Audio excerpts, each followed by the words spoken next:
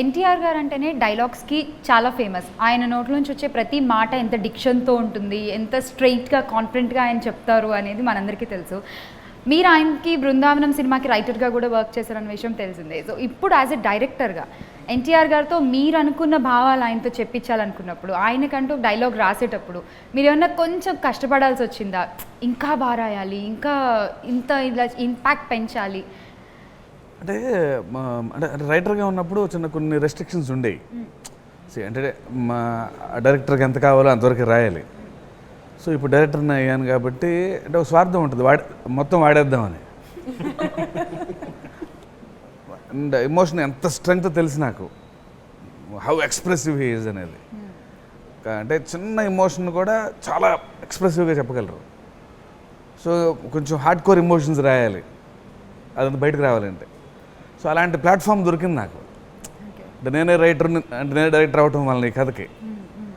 And ఈయన, మోహన్ లాల్ గారు, సమంత, నిత్య మీనన్, ఈ నలుగురు ఉంటే నాకు సినిమా అయిపోయింది. అంటే ఫైనెస్ట్ యాక్టర్స్ నా కథలో ఉన్నారు. ఎంతకంటే డ్రీమ్ ఏముంది? ఆయన కన్న ఒక కళ, అందులో మేము అందరూ భాగస్వాములు అవ్వడం, అది ఆనందం.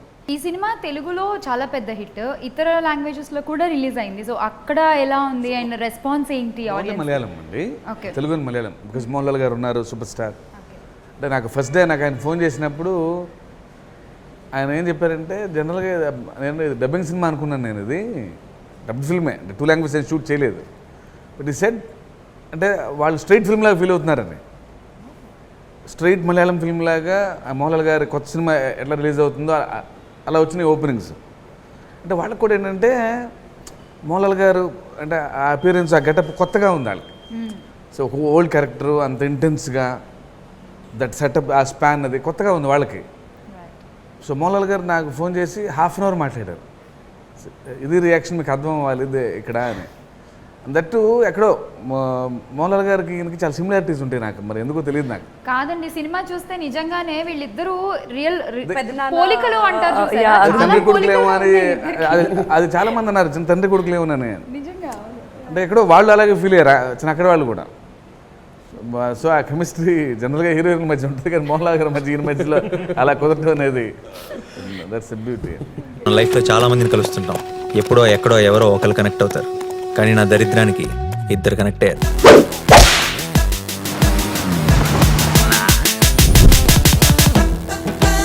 ఈ స్మైల్ చాలా బాగుంది, నిజం అనుకోవద్దు, అబద్ధమే. బానే ట్రై చేస్తున్నావు.